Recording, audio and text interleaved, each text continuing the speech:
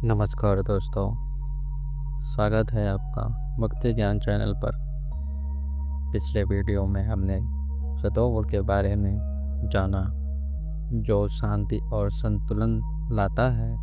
आज हम बात करेंगे दूसरे गुण की, रजोगुण की। रजोगुण वह शक्ति है जो हमें कर्म, इच्छा और गति देती है। यह वह ऊर्जा है जो हमें कार्य करने, लक्ष्य पाने और आगे बढ़ने की प्रेरणा देती है।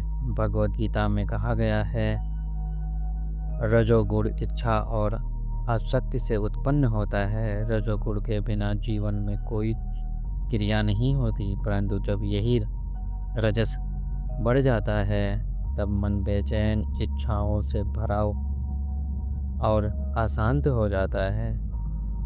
तो आइए जानते हैं रजोगुण का वास्तविक स्वरूप क्या है, या हमारे जीवन को किस प्रकार प्रभावित रखता है, या हमारे जीवन को कैसे प्रभावित करता है और इसे संतुलित कैसे रखा जाता है। रजोगुण का अर्थ है गतिशीलता, क्रियाशीलता और इच्छा।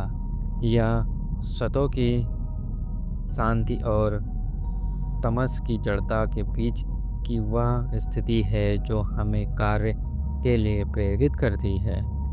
रजोगुण की प्रमुख विशेषताएं इच्छा और महत्वाकांक्षा, क्रिया करने की तीव्रता, प्रतिस्पर्धा और उपलब्धि की भावना, आसक्ति और अहंकार का उदय, अस्थिरता और बेचैनी। उदाहरण, जब कोई व्यक्ति अपनी सफलता के लिए दिन रात मेहनत करता है, लक्ष्य की प्राप्ति के लिए जागता है, संघर्ष करता है, यह रजोगुण की शक्ति है। परंतु जब यही व्यक्ति परिणाम के प्रति अत्यधिक आसक्त हो जाता है और असफलता में दुखी, क्रोधित या निराश हो जाता है, तब रजोगुण असंतुलित हो जाता है। रजोगुण का मन और शरीर पर क्या प्रभाव पड़ता है? नंबर 1, मन पर प्रभाव। अत्यधिक सोच और बेचैनी, इच्छाएं बढ़ना, तुलना और प्रतिस्पर्धा, असंतोष और थकावट, असफलता मिलने पर गर्व या असफलता मिलने पर दुख, सफलता मिलने पर गर्व।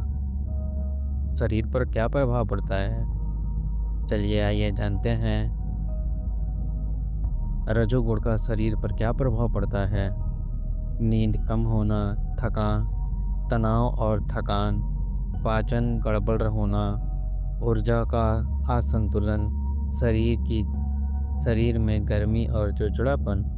रजोगुण जीवन को आगे बढ़ाता है, परंतु अगर इसका नियंत्रण न हो तो यह मन को थका देता है। इसलिए भगवद गीता कहती है, जब हम कर्म करते हैं पर उसे आसक्ति से जोड़ देते हैं तो वह हमें बांध लेता है। रजोगुण की पहचान कैसे करें? आपके अंदर रजोगुण सक्रिय है। अगर आपके अंदर या आपको कुछ ऐसा लगता है, आप हर समय व्यस्त रहना चाहते हैं, मन को खाली करने में असहजता होती है, लगातार सोचते हैं मुझे यह पाना है, यह करना है, परिणाम को लेकर तनाव रहता है, दूसरों से तुलना होती है, उपलब्धि के बाद भी संतोष नहीं मिलता। रजोगुण की पहचान यह है कि वह गति देता है लेकिन शांति छीन लेता है, इसलिए इसका संतुलन आवश्यक है। सतों के बिना रजोगुण अधूरा है और तमस के बिना यह स्थिर नहीं रह सकता। रजोगुण को संतुलित करने के कुछ मुख्य उपाय कुछ इस प्रकार हैं। अगर आप रजोगुण को सकारात्मक रूप से अपनाना चाहते हैं तो ये उपाय करें।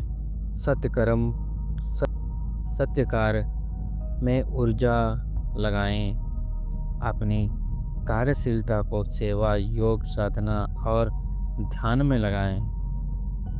अभिमान और परिणाम से दूरी, कर्म करने के लिए फल की चिंता छोड़ दें, यही गीता का कर्म योग है।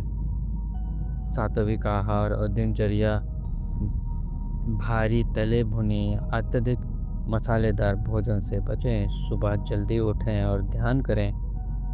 विराम और विश्राम का अभ्यास, दिन में कुछ समय निष्क्रियता का, बिना मोबाइल, बिना शोर के रहें। यह मन को रीसेट करता है। सत्संग और स्वाध्याय, गो गीता, योग सूत्र या किसी सद्ग्रंथ का अध्ययन करें। अपने कर्मों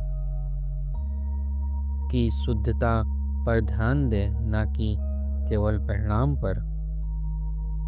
दोस्तों, रजोगुण हमारे जीवन की गति है, यह हमें कार्य करने की प्रेरणा देती है, परंतु जब यह इच्छा और आसक्ति से भर जाता है तो शांति खो जाती है। इसीलिए हमें चाहिए कि रजोगुण की ऊर्जा को सतों की दिशा में प्रवाहित करें।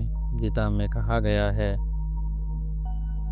कर्म योग ही रजोगुण को सतों में परिवर्तित करने का मार्ग है।